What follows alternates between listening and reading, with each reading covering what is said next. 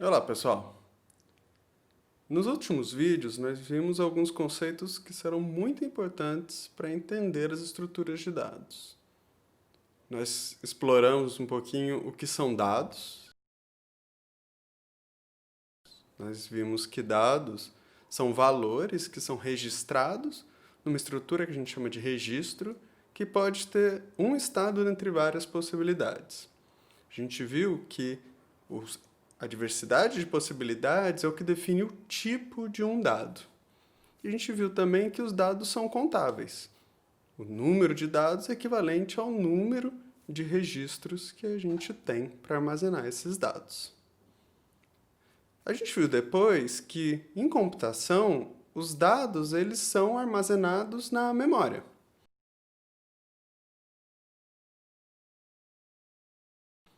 A memória é um conjunto destes registros com uma organização bem específica. O que a memória do computador tem é que cada conjunto de registros é identificado por um número, que a gente chama de endereço. E a memória do computador ela é organizada de uma maneira linear. Cada conjunto de registros é como se fosse um andar de um prédio. E o endereço diz qual que é este andar. Assim, para trabalhar com dados no computador, a gente tem dois conceitos essenciais. O endereço, que diz qual que é o registro em que esse dado está armazenado, e o valor, que diz qual que é o estado que está armazenado lá dentro. A gente também comentou sobre o processamento de dados. A gente falou que processamento de dados é a realização de operações sobre os dados. Existe uma diversidade enorme de operações, mas como exemplo eu posso modificar o valor de um endereço, eu posso transferir os valores de um conjunto de endereços para outro conjunto de registros em outro endereço, eu posso aplicar operações matemáticas sobre esses valores e outras mais. E depois a gente viu que o processador ele é capaz de realizar essas operações. Ele interage com a memória e, sabendo o endereço de um espaço de memória e do valor, ele pode realizar várias operações que são implementadas nele. E cada uma dessas operações é identificada com um código que a gente chama de instrução. A gente viu também que um programa nada mais é do que um conjunto destas instruções, seguindo uma ordem lógica. E que a diferença entre um programa e um algoritmo é que um programa implementa um algoritmo utilizando essas instruções. Mas quando a gente falar de algoritmo, a gente vai estar falando de operações de uma forma mais genérica, sem se preocupar com a implementação deles. Esses conceitos vão ser muito importantes para quando a gente começar a falar de estruturas de dados em si. São conceitos que vão aparecer bastante. Mas o que deve ter ficado um pouco na cabeça de vocês foi uma dúvida de como que esses conceitos que a gente discutiu se relacionam com o programa que vocês implementaram em alguma disciplina anterior. Nesses programas, vocês escrevem em uma certa linguagem de programação, realizam algum processamento e executam um programa. Como que isso se relaciona com tudo isso que a gente já se falou? É isso que nós vamos explorar nesse vídeo. Existem dois pontos principais que relacionam o programa que você faz com a efetiva execução dele num sistema de computação. O primeiro dele deriva da seguinte pergunta: será que eu preciso saber de todas as instruções de um processador para conseguir fazer um programa? A resposta é não. A ferramenta que nós temos para não precisar se preocupar com essas instruções é o que nós chamamos de linguagem de programação. A motivação para a criação das linguagens de programação vem do fato de que as instruções que são executadas por um processador serem muito difíceis. Os códigos escritos em alguma determinada linguagem de programação elas são traduzidas para um conjunto de instruções específicos de um processador. Isso facilita a vida do programador, Porque agora, em vez de ter que se preocupar com essas instruções que nós chamamos de baixo nível, para instruções de mais alto nível, que são mais fáceis para um programador de relacionar com problemas do dia a dia, problemas que ele tem que solucionar. As linguagens de programação, elas são como uma língua.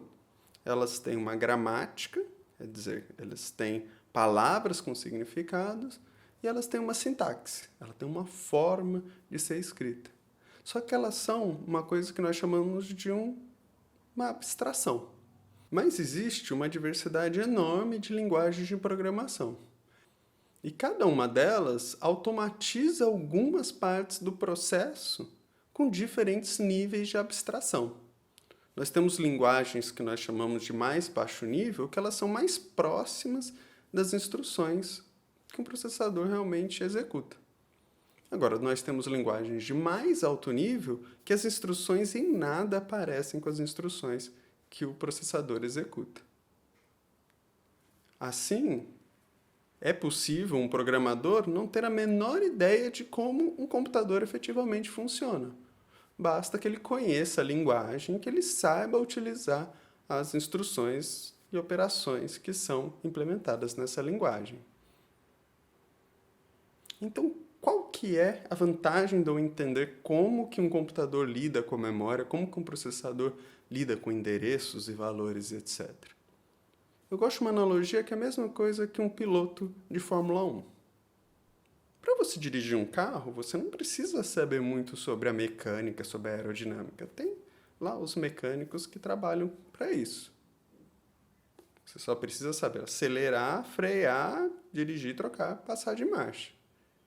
Mas um bom piloto de Fórmula 1 é aquele que é capaz de, durante uma corrida, durante um treinamento, entender algumas variações no carro e, ao conhecer da mecânica, ao conhecer da aerodinâmica, ser capaz de relacionar algum funcionamento do carro com algum aspecto da mecânica e poder falar para o engenheiro, se você modificar dessa maneira o carro, se você modificar a relação de marchas dessa forma, naquela curva eu vou conseguir ter um arranque melhor. Então, a função de um programador hoje de conhecer as funções de mais baixo nível e como que os algoritmos e as linguagens de programação, no fim, estão trabalhando com o processador e com a memória, é de poder melhorar os seus programas. E quando uma linguagem dar opções para realizar a mesma coisa, entender quando que uma opção é melhor que a outra. E isso só será possível pelo fato de você saber o que está acontecendo debaixo do capô do seu computador. Mas então, como que funciona uma linguagem de programação? Uma linguagem de programação, normalmente, ela tem 2 níveis de automação. Um deles é o da instrução. Cada linguagem de programação tem um conjunto de instruções que tem alguma relação com as instruções do processador. Mas também, cada linguagem de programação tem várias ferramentas para organizar a memória. Quais vão ser os endereços que as variáveis vão utilizar, como que eu vou reservar algum espaço de memória, e etc. Diferentes linguagens têm diferentes níveis de automação que muitas vezes o usuário ele nem mesmo precisa se preocupar com isso. Mas cada linguagem tem uma forma diferente de lidar com isso.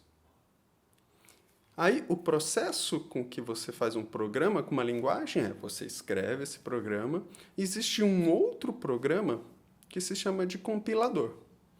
O compilador ele vai interpretar esse seu código em uma linguagem de programação, ele vai traduzir ele para uma linguagem de máquina, que são um conjunto de instruções que o processador entende.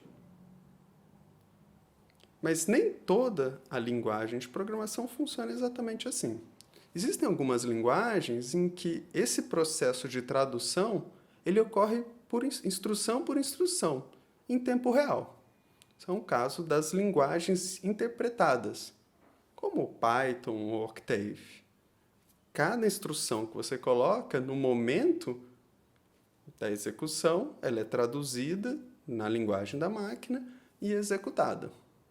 Uma das principais vantagens disso é que você pode ir modificando o programa durante a execução, com a criação, por exemplo, de terminais interativos e de scripts.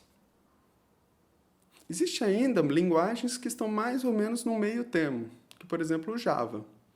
O Java, ele traduz da linguagem Java para uma linguagem intermediária, que ela não é entendida pelo programador e também não é entendida pelo computador.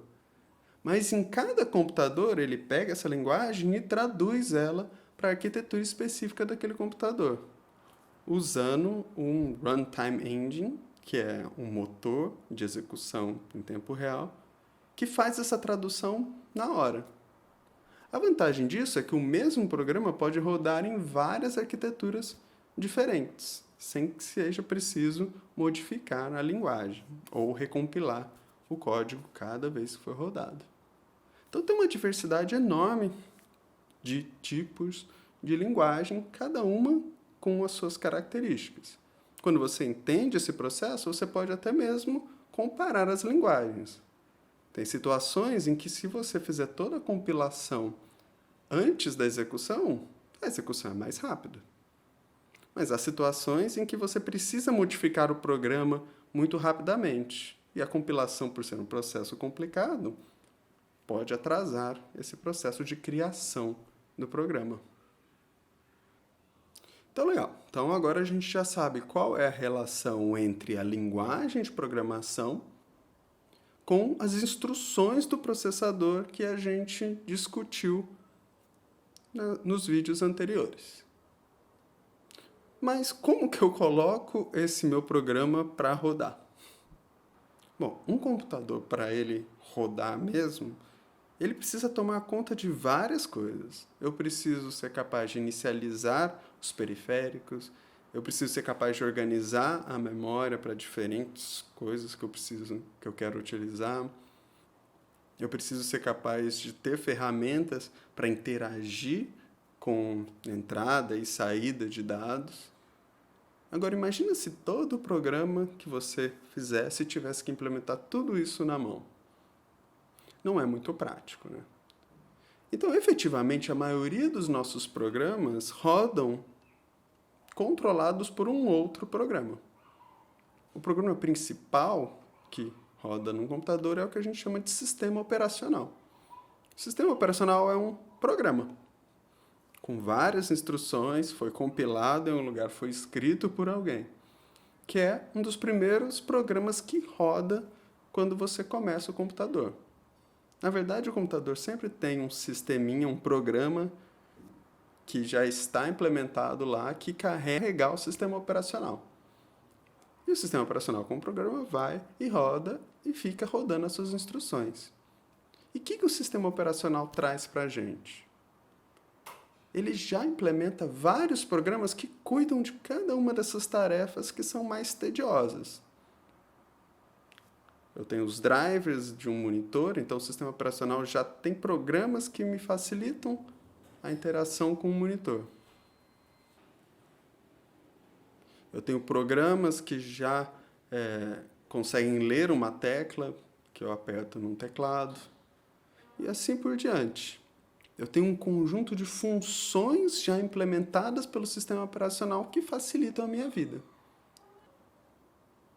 E, normalmente, as linguagens de programação, elas já dão acesso a cada um desses programas. É o que nós chamamos de funções de sistema. O C tem isso, o Python tem isso, e várias outras linguagens têm isso, que são funções que facilitam a sua vida. Você não precisa acessar diretamente cada um desses periféricos. Você tem funções para isso. E no controle da memória, o sistema operacional ele tem uma função muito importante. Uma das características principais do sistema operacional é permitir que vários programas rodem ao mesmo tempo, que nós chamamos de escalonamento de programas. Cada um desses programas que são rodados pelo sistema operacional, a gente chama de processo. O processo tem algumas características que a gente vai explorar num próximo vídeo. Cada processo é um pequeno mundo em que cada programa que vocês compilarem e executarem vai rodar. Ele tem o seu espaço de memória específico, ele tem os pontos de interação com o sistema operacional, mas ele roda de uma maneira simples, como um programa. As instruções rodando passo a passo. É que o sistema operacional é capaz de deixar cada vez um processo rodar. Então, com isso, a gente consegue ter uma ideia de como o programa que você escreve em C se relaciona com tudo aquilo que a gente falou. Você vai escrever um programa numa linguagem de programação C, Python, Java ou o que for. Você vai rodar um programa, que pode ser um compilador ou um interpretador, que vai traduzir essa linguagem para um conjunto de instruções que um processador consegue entender. E você vai utilizar um programa chamado sistema operacional para gerenciar esse seu programa. O sistema operacional vai organizar a memória e vai te dar acesso a vários outros programas que facilitam o uso de todos os dispositivos relacionados ao seu computador. Dentro desse sistema operacional, você vai ter o seu programa, essas instruções que você traduziu, e o sistema operacional vai dizer para o processador a hora que ele tem que executar cada uma daquelas instruções do seu programa. A gente vai ver, então, no próximo vídeo, com mais detalhe, como que esse seu programa roda dentro do sistema operacional. A gente vai falar como que funciona o processo. A ideia é entender com detalhe como que o seu programa consegue interagir com a memória. Isso acontece dentro do processo e também com as ferramentas que o sistema operacional te oferece para gerenciar a memória, para acessar as diferentes partes da memória. Legal? Então, nos vemos lá no próximo vídeo.